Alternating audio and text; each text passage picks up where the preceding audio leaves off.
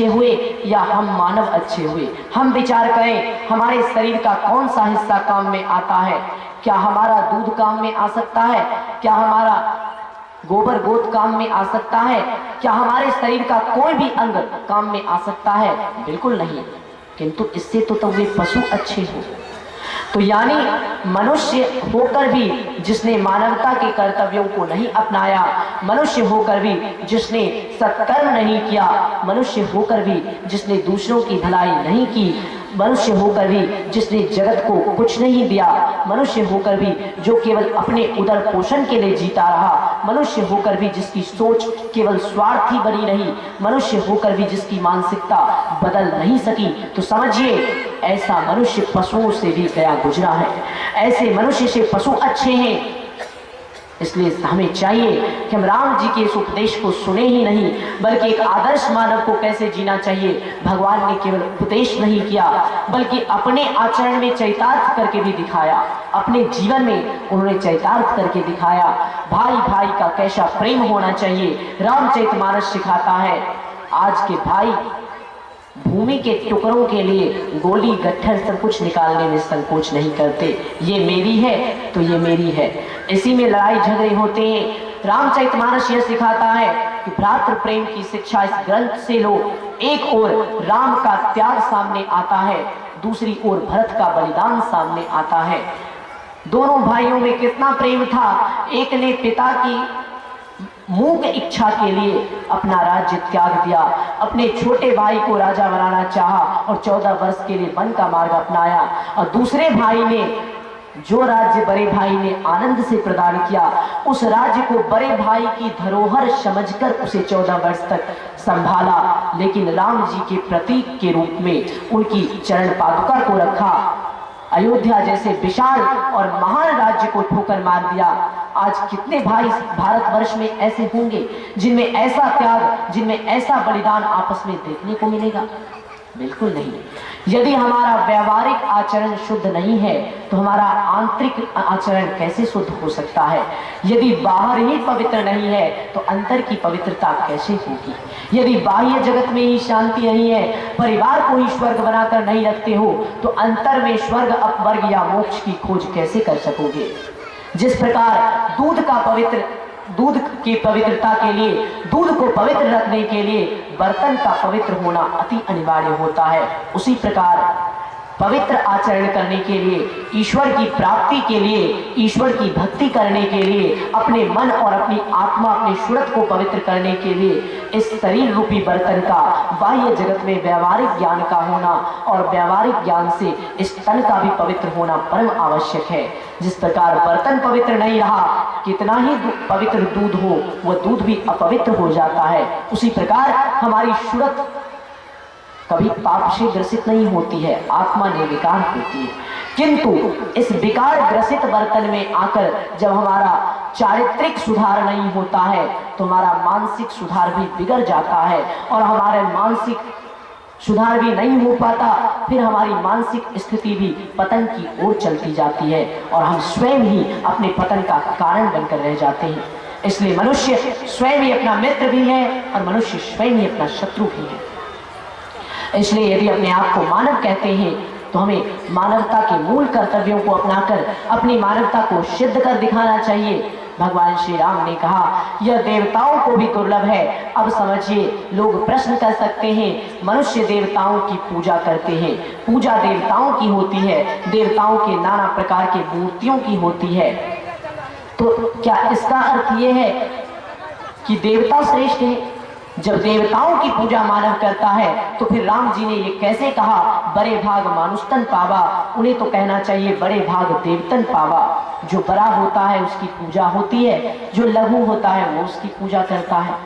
तो मेरे प्यारे भाइयों बहनों, इसका अर्थ यह है केवल भौतिक और बाह्य पूजा में वही उलझे हुए रहते हैं जिन्हें यथार्थ का ज्ञान प्राप्त नहीं होता। कांच के किसी सामान के दुकान पर जाइए, कांच के ग्लास, थाली, प्लेट, कप आदि जहां मिलते हैं वहां अपार भीड़ लगी रहेगी। वही हीरे के दुकान पर जाइए, बहुत कम भीड़ रहती है। क्यों? इसका अर्थ ये नहीं है कि हीरे की महत्वता नहीं है, हीरे के पास कम लोग हैं तो लोग कहेंगे हीरा से तो अच्छा वो कांच ही है जिसे देखने के लिए इतने सारे लोग उमड़े हुए हैं। हीरे के पास तो लोग ही नहीं है। नहीं, इसका अर्थ यह है हीरे के पास वही जा सकता है जो हीरे के महत्व को समझता है, जो हीरे को खरीदने की क्षमता रखता है, जो हीरे को पाने की क्षमता रखता है। किंतु कांच के पास तो कोई भी जा सकता है। बिल्कुल उसी प्रकार देवता कांच के समान है। ये समाज अंधा है दिखावे में, ये समाज अंधा है अंधविश्वास में, जो तरह तरह की मूर्तियों के पीछे पागलों की तरह भटकता रहता है। किंतु इससे शांति नहीं मिल सकती। शांति कहाँ मिलती है? तो इन सारे कांच के टुकड़ों को छोड़कर परब्रह्म परमात्मा रूपी हीरे के पास चले जाओ, अपने आप शांति मिल जाएगी। जब तक इन कांच के टुकड़ों के पीछे भागते रहोगे, शांति कभी नहीं मिल सकती है। इसलिए यदि मानव देवता की पूजा करते हैं तो यह नहीं मानना चाहिए कि देवता ही श्रेष्ठ है, कांच के पास अधिक भीड़ रहती है तो इसका अर्थ ये नहीं कि कांच हीरे से अधिक मूल्यवान हो जाता है। उसी प्रकार देवताओं की अधिक पूजा होती है तो इसका अर्थ ये नहीं है कि देवता मानव से अधिक श्रेष्ठ हो गए। देवता कितने ही बड़े हो जाएं, वे परमात्मा की भक्ति नहीं कर सकते। देव योनि से भक्ति संभव नहीं। क्यों? क्योंकि देव योनि में इंद्रिय दमन की शक्ति नहीं होती। जिसके पास इंद्रिय दमन की शक्ति है, परमात्मा की भक्ति करने में वही समर्थ और सक्षम है। जिसके पास इंद्रिय दमन की शक्ति नहीं है, वो ईश्वर की भक्ति करने में कभी समर्थ नहीं हो सकता। और इंद्रिय दमन की शक्ति देवताओं के पास नहीं होती। देवताओं की करनी तो आपने सुन ही ली। गोस्वामी जी ने स्पष्ट कहा कि उन्हें केवल विषय भोग ही अच्छा लगता है। वे ज्ञान के पारखी नहीं होते, वे केवल भोगों के अनुरागी होते हैं। लेकिन मानवों में इंद्रिय दमन की शक्ति होती है। सर्वविदित कथा महाभारत में है। भगवान श्री कृष्ण ने अर्जुन से कहा, हे पार्थ, यदि तुम इस युद्ध को जीतना चाहते हो तो दिव्यास्त्रों की खोज में निकलो, क्योंकि बिना दिव्यास्त्रों के तुम भगवान परशुराम के अजेय शिष्य भीष्म, कर्ण और द्रोण पर विजय प्राप्त नहीं कर सकते। तुम्हें कदाचित ज्ञान नहीं। मानव तो क्या, ये तीन ऐसे महारथी हैं, देवता भी जिनसे लड़ने आए तो उनके भाग्य में भी पराजय ही आएगी। इसलिए यदि इन महावीरों को पराजित करना चाहते हो तो तुम्हें अपनी वैसी क्षमता बनानी पड़ेगी। तुम्हारे पास अभी वैसी क्षमता नहीं कि तुम भीष्म और कर्ण के अमोघ बाणों का उत्तर दे सको। इसलिए यदि योग्य बनना चाहते हो तो दिव्यास्त्रों की खोज में निकलो, तभी तुम्हारी क्षमता में वृद्धि होगी और तभी तुम्हारे विजय में कोई संदेह नहीं रहेगा। भगवान श्री कृष्ण के उपदेश पर अर्जुन दिव्यास्त्रों की प्राप्ति के लिए स्वर्ग की यात्रा पर गए। वहां स्वर्ग की अप्सरा उर्वशी अर्जुन पर मुग्ध हो गई। उसने एकांत में अर्जुन के सामने अपनी प्रेम भावना व्यक्त की, लेकिन अर्जुन ने देवराज इंद्र के रिश्ते को लेकर और अपने पूर्वज पुरुरवा और उर्वशी के रिश्ते को लेकर उर्वशी को दोनों तरफ से पूजनीय और माता के समान बताया। और ये कहकर अर्जुन ने उस स्त्री की प्रेम भावना को ठोकर मार दी। ऐसा नहीं था, उर्वशी सुंदर नहीं थी, योग्य नहीं थी, वह स्वर्ग की अप्सरा थी, अपूर्व सुंदर थी। लेकिन अर्जुन यहाँ उस प्रेमित मानव का प्रतीक है, उस स्थित प्रज्ञ मुनि का प्रतीक है, जो मुनि अपने संतुलन को कभी टोलने नहीं देता है, जो कभी अपनी क्षमताओं का गलत उपयोग नहीं करता है। तो अर्जुन फिर भी अविचल रहे। फलस्वरूप उस स्त्री ने अर्जुन को 1 वर्ष तक नपुंसक होने का श्राप भी दे दिया। अर्जुन ने उस श्राप को भी स्वीकार किया, लेकिन फिर भी अपने मन को टोलने की आज्ञा नहीं थी। इससे यह सिद्ध होता है, महाभारत का ये प्रसंग इस बात को सिद्ध करता है मेरे प्यारे भाइयों बहनों, कि देवताओं में इंद्रिय दमन की शक्ति नहीं होती, किंतु मानवों में ये शक्ति होती है। यदि मानव में ये शक्ति नहीं होती तो अर्जुन का इंद्रिय डोल सकता था, अर्जुन भटक सकता था, किंतु अर्जुन ने अपनी इंद्रियों को बस में रखा। ये इस बात को निर्देशित करता है कि हम भी अपने मन को अर्जुन की तरह संयमित बनाएं तो हम भी अपने इंद्रियों पर नियंत्रण कर जितेंद्रिय बन सकते हैं। इसलिए मानव योनि देव योनि से श्रेष्ठ है, क्योंकि देवता जितेंद्रिय नहीं हो सकते, किंतु मानव अपने प्रयत्न से जितेंद्रिय हो सकता है। और जो जितेंद्रिय हो जाता है विषय भोग उसका कुछ नहीं बिगाड़ सकते। विषय भोग उसके पीछे चलते हैं, उसे रूप के पीछे, उसे स्पर्श के पीछे, उसे शब्द के पीछे, उसे सुगंध के पीछे, उसे रस के पीछे भागने की जरूरत नहीं पड़ती, बल्कि ये पंच विषय स्वयं उसके आगे हाथ जोड़कर खड़े रहते हैं। भागने की जरूरत उसे पड़ती है जिसे ये प्राप्त ना हो। और जब आध्यात्म आनंद को मानव प्राप्त कर लेता है तो इन विषयों के पीछे जाने की जरूरत ही नहीं। विषय के पीछे संसार भागता है, लेकिन एक असंसारी पुरुष के पीछे संसार के सारे विषय हाथ जोड़कर भागते रहते हैं। इसलिए भगवान श्री राम कहते हैं कि संसारी मत बनो, असंसारी बनो। ऐसा बनो कि तुम्हें विषय के पीछे भागना ना पड़े, बल्कि विषय स्वयं तुम्हारे पीछे भागने के लिए विवश हो जाए। महान वो नहीं है जो संसार के पीछे दौड़ता रहता है, महान वो है जिसके पीछे संसार स्वयं दौड़ता रहता है। इसलिए एक आदर्श मानव के ये लक्षण होने चाहिए। एक आदर्श मानव को अपने गुण से अपनी योग्यता सिद्ध करनी चाहिए।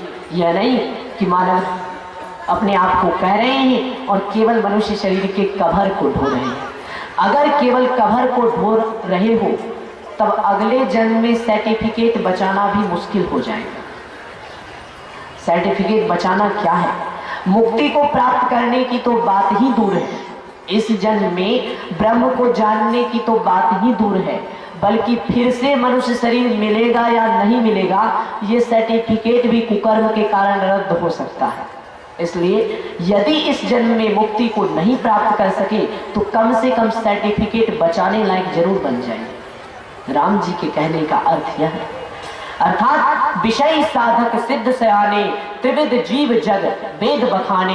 वेदों की वाणी में आया 3 प्रकार के पुरुष होते हैं, 3 प्रकार के मानव होते हैं, विषयी, साधक और सिद्ध। इनमें विषयी वो पुरुष है जो भोगों की ओर केवल भागता है, जिसे योग, सत्संग, संत दर्शन, संत प्रवचन, ब्रह्म प्राप्ति इन सब से कोई लेना देना नहीं, जो केवल संसार के पीछे, केवल रिश्तों नातों के पीछे, केवल जगत के हाय हाय के पीछे लगा रहता है।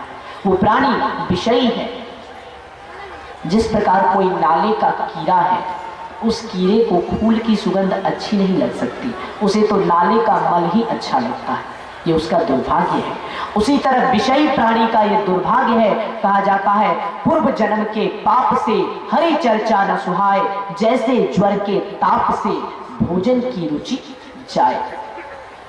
तात्पर्य यह है, आप देखते होंगे नाना प्रकार के स्वादिष्ट व्यंजन, अच्छे व्यंजन किसी व्यक्ति के पास लाकर परोस कर रख दिए जाए, उस व्यक्ति के शरीर में बहुत अधिक ज्वर हो, बुखार हो, तो बुखार जब रहता है तो कितना ही स्वादिष्ट भोजन हो, भोजन अच्छा नहीं लगता।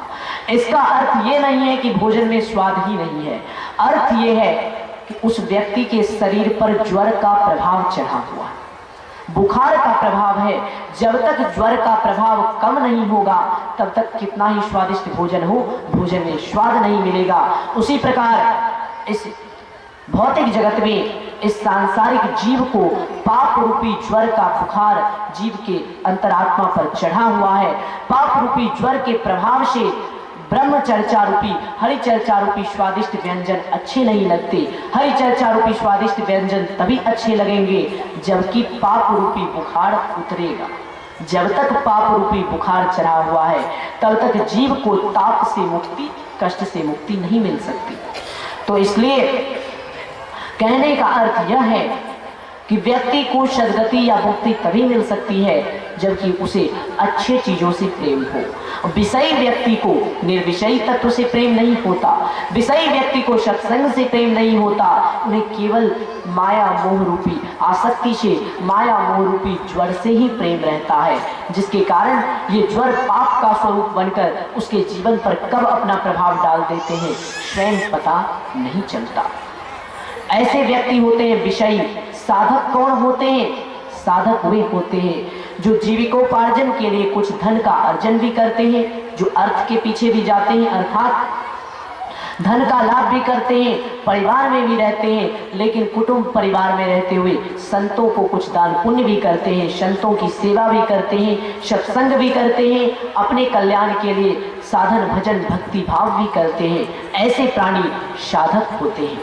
और सिद्ध कौन होते हैं? सिद्ध हर कोई नहीं हो सकता। सिद्ध होना अत्यंत कठिन है। सिद्ध सैकड़ों में, हजारों में, लाखों में कोई एक बिरला ही सिद्ध पुरुष देखने को मिलता है। सिद्ध होना अत्यंत दुर्लभ है। सिद्ध के दर्शन दुर्लभ है, सिद्ध की वाणी दुर्लभ है, सिद्ध की संगति दुर्लभ है और सिद्ध की पहचान दुर्लभ है। सिद्ध पुरुष का जीवन स्वयं ही एक उदाहरण होता है। ऐसे सिद्ध पुरुष का जीवन भगवंतों से भी अधिक महान कहा जाता है।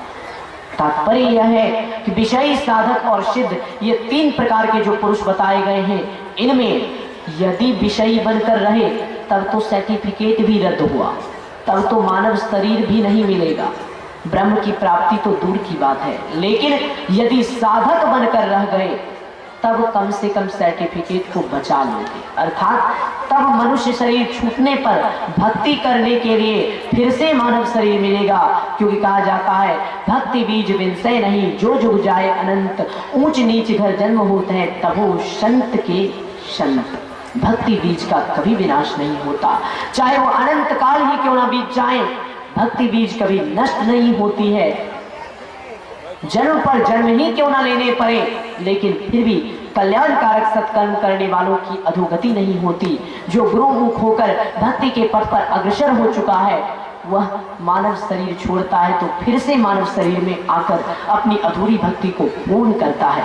इसलिए भगवान श्री राम कहते हैं, हे भाई यही तन कर फल विषय न भाई, स्वर्ग हो स्वल्प अंत दुखदाई। हे भाई इस शरीर को पाकर केवल विषयी पुरुष बनकर मत रहो, कम से कम साधक बनो। अर्थात इस शरीर को पाने का फल केवल विषय भोगों को भोगना नहीं है। रूप, रस, गंध, स्पर्श और शब्द, केवल इन पंच विषयों के पीछे जो भागता रहता है उसे शांति कभी नहीं मिल सकती है। इसलिए अपने आप को यदि निर्विषय पूर्ण रूप से नहीं कर सके तो अपने आप को निर्विषय करने का प्रयत्न कीजिए। अर्थात कम से कम साधक बनकर अपने कल्याण के पथ को खोल दीजिए। यदि उस पथ पर चल नहीं सके तो कम से कम द्वार खुला हुआ रहेगा तो अगले जन्म में चलने में परेशानी नहीं होगी। लेकिन द्वार भी बंद रहेगा तब तो खोल कर चलने में फिर बहुत परेशानी है। इसलिए कम से कम साधक बनकर रहना चाहिए और हो सके तो सिद्ध बनने का प्रयत्न कीजिए। किंतु सिद्ध अगर नहीं बन सके तो कम से कम जो साधक बनकर भी रहता है वो ठीक है, वो रास्ते पर है। लेकिन आपने देखा होगा लोह पथ गामिनी ट्रेन जब अपने पथ से, जब अपने रास्ते से भटक जाती है तो हजारों लोग मिलकर भी उस ट्रेन के डिब्बे को या इंजन को उठाने आए तो नहीं उठा सकते। लेकिन क्रेन एक ऐसा यंत्र होता है जो ट्रेन के डिब्बों को फिर से उठाकर यथास्थान रख देता है। उसी प्रकार जो व्यक्ति विषयी प्राणी हैं, भटक चुके हैं अपने रास्ते से पथ भ्रष्ट हो गए हैं, भगवान श्री कृष्ण के वचनानुसार किम कर्तव्य विमूढ़ हो गए हैं, यदि उन्हें अपना पथ ध्यान में नहीं है तो कितने ही बड़े ज्ञानी पुरुष आ जाएं, कितने ही समझाने वाले वक्ता आ जाएं, लेकिन उसका सुधार नहीं कर सकते। लेकिन संत सदगुरु रूपी क्रेन अगर आ जाए, अगर पहुंचे हुए सिद्ध पुरुष आ जाए तो केवल उनकी वाणी से उसका सुधार हो सकता है। वक्ता होना, पढ़ सुनकर 10 बातें बोल देना और संत होने में बहुत बड़ा अंतर है। इन दोनों के अंतर को समाज समझ नहीं पाता। आज का समाज वक्ता को संत और संत को वक्ता समझता है। यह हमारी सबसे बड़ी विडंबना है। इसलिए इन दोनों में बहुत बड़ा अंतर है। कितने ही बड़े विद्वान, कितने ही बड़े वक्ता हो जाएं, दुष्ट को सुष्ट नहीं बना सकते। जिस प्रकार ट्रेन का इंजन या डब्बा जब गिर जाए तो हजारों लोग मिलकर भी उसे नहीं उठा सकते, लेकिन क्रेन उसे उठा लेता है और यथास्थान रख देता है। उसी प्रकार संत आ जाएं, जिनके पास भेष हो या ना हो, जिनके पास दिखावा हो या ना हो, लेकिन उनके पास आंतरिक बल ऐसा होता है कि उनकी वाणी बड़े से बड़े दुष्ट को भी सुष्ट बनने के लिए, बड़े से बड़े पथ भ्रष्ट को भी उठाकर परमात्मा की भक्ति के पथ पर फिर से रखकर उसे अग्रसर कर देती है। इसलिए यही मानव शरीर की उपयोगिता है। भगवान श्री राम कहते हैं, यदि समय रहते सत्संग नहीं किया, समय रहते संत सद्गुरु रूपी वैद्य की शरण में जाकर अपने मानसिक रोगों की चिकित्सा नहीं कराई और अपना कल्याण नहीं किया तो बाद में पछताने से कुछ नहीं मिलेगा। ऐसे लोग जो समय रहते अपना सुधार नहीं करते, तो सो परत दुख पावही, सिर धुनि धुनि पछताए, काल ही कर्म ही ईश्वर ही मिथ्या दोष लगाए। वह बहुतेरे दुख पाता है, सिर पीट पीट कर पछताता है और अपना दोष न समझकर बाद में मानव समाज की सबसे बड़ी विडंबना है काल पर, कर्म पर, भाग्य पर और स्वयं ईश्वर तक पर झूठा दोष लगाता है। यह हमारी सबसे बड़ी अवगुण है। हम जब सफल होते हैं तो स्वयं नाचने लगते हैं, मैंने अकेले ये कर दिया, मैं अपने प्रयत्न से इतना बड़ा आदमी बन गया। जब असफल होते हैं तो कहते हैं इसमें मेरी कोई गलती थोड़ी है, मैं तो उसके बहकावे में आ गया इसलिए मुझसे ये गलती हो गई। यदि मैं अपने मत के अनुसार चलता तो मैं तो आगे ही बढ़ता रहता। मानव कितना स्वार्थी है, सफलता का सेहरा अपने सिर पर बांधता है और असफलता का बोझ दूसरों के सिर पर डालने की चेष्टा करता है। जब तक ये अवगुण रहेगा तब तक कल्याण कभी नहीं हो सकेगा। राम जी कहते हैं आदर्श मानव के लक्षण ये होने चाहिए कि वो सफलता का सेहरा अपने सहयोगियों, अपने मित्रों, अपने सगे संबंधियों, अपने सैनिकों, अपने साथ चलने वाले